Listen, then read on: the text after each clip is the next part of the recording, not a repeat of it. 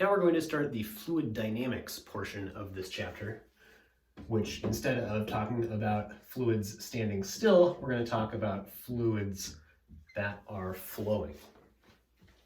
Our assumptions for this fluid dynamics are as follows. Before I write these, I should say, fluid dynamics can be a very, very complicated field. There are many undergraduate and graduate level classes dedicated only to understanding fluid dynamics. There is at least one and I think two classes in the engineering department, in our engineering department, just about fluid dynamics. So there's lots to say. It's very important.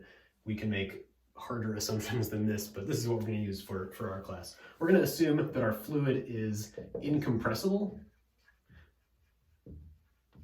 so that the density of our fluid is not going to change. That is a row. We're also going to assume that there is no viscosity.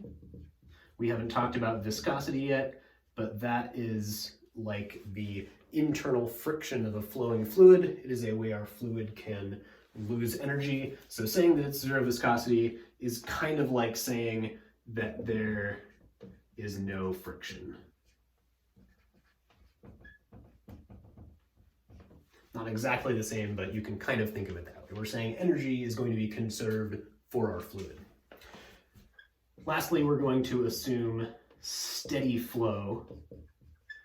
That is, we're not going to worry about turning the flow of fluid on or stopping the flow of fluid. Everything is at a dynamic equilibrium where everything has been flowing the same way for a long period of time. This is also related to an idea called laminar flow, which distinguishes certain kinds of fluid flow from turbulent flow, a different kind of fluid flow. But we can think of it for our purposes as, whatever picture we have of the fluid flowing, that picture is not changing from one moment to another. So our first fluid flow equation is called the continuity equation, or continuity of flow.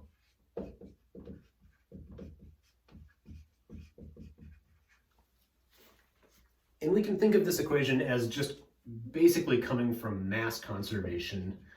You can derive it from that. If we start out with some amount of water and it flows from point A to point B, we have to have the same amount that we have to have the same amount at the end that we started with. So that is one place you can get this equation from. We're going to talk about the rate that our fluid flows at. And in particular, we're going to talk about the volumetric flow rate. We could also talk about the flow rate in mass per time, like kilograms per second of flow. We're going to talk about volumetric rate of flow, so that's going to be measured in like cubic meters per second. And our variable for this is going to be capital Q. So Q is our flow rate in cubic meters of fluid per second. For fluid flowing from point A to point B, we could imagine that it's flowing through some pipe or something like that, and that this pipe has a cross-sectional area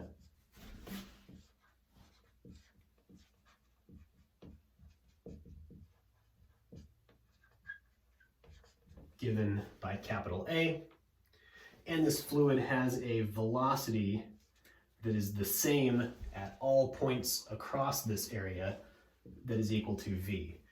In the more advanced fluid classes, you can learn about flow profiles and how the velocity at the edge might be lower than the velocity in the middle. We're not going to worry about that. We're going to say the velocity is the same at every point across our little pipe here.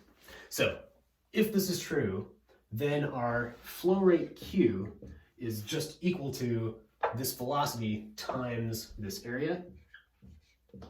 And we can at least check the units of this to see if this is true. So velocity is meters per second.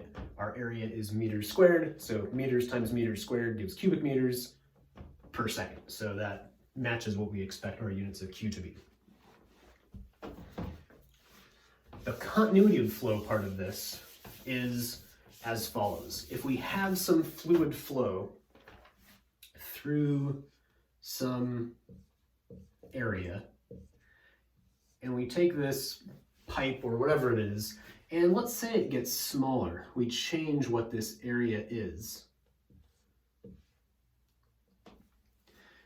Whatever fluid we push in this end has to come out the other end. That's what this continuity equation is saying. We can't be building up fluid in the middle of our pipe. That would mean, the pipe would be growing like in some cartoon or something. That doesn't happen. Whatever fluid we push in this end has to come out the other end. That is what this continuity means. So the Q on this side, the flow into whatever this system is, has to equal this flow rate out. We push 1 cubic meter of water in this end, we have to get 1 cubic meter of water out the other end.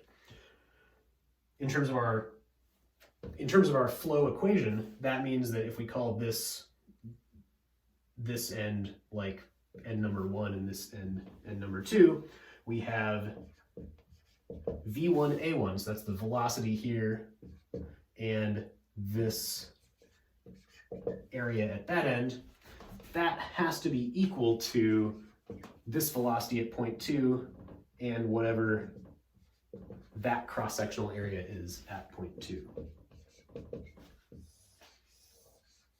So this is our continuity equation.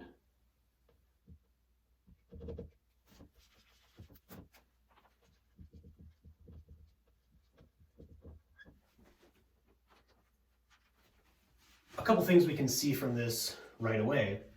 If A2 is smaller than A1, so if our tube constricts down, as I have shown in this picture, that means that for these two to be equal, if A2 is smaller than A1, V2 has to be bigger than V1.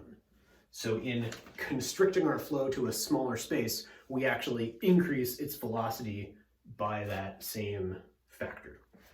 This is exactly how nozzles work. So I guess the simplest example we can imagine for something like this is if we imagine water flowing into a garden hose on one end, or any kind of hose, at the other end, if this diameter stays the same the whole time, we get the same velocity out this end that we put in at this end. But if we do something like put our thumb on the end of the hose and make this area smaller, so we cover up this part so no fluid can get through, and we only let our fluid through that part, in order for this continuity of flow to be true, we must have a much higher velocity out that small opening than we did on the other side. So, like I said, this is the garden hose effect. If you put your thumb over the end of the garden hose, you can squirt water much further than you can without that. This is how nozzles work for hoses, or on squirt guns, or in fuel injectors, or there are many places where you see nozzles, and they're being used to control the velocity of your fluid flow. You can also do the opposite. If your area gets bigger, if you have something that looks like this, your velocity must be lower over here if your area is bigger. This is called a diffuser. These are less common, but definitely exist in things like jet engines and some other industrial sorts of equipment.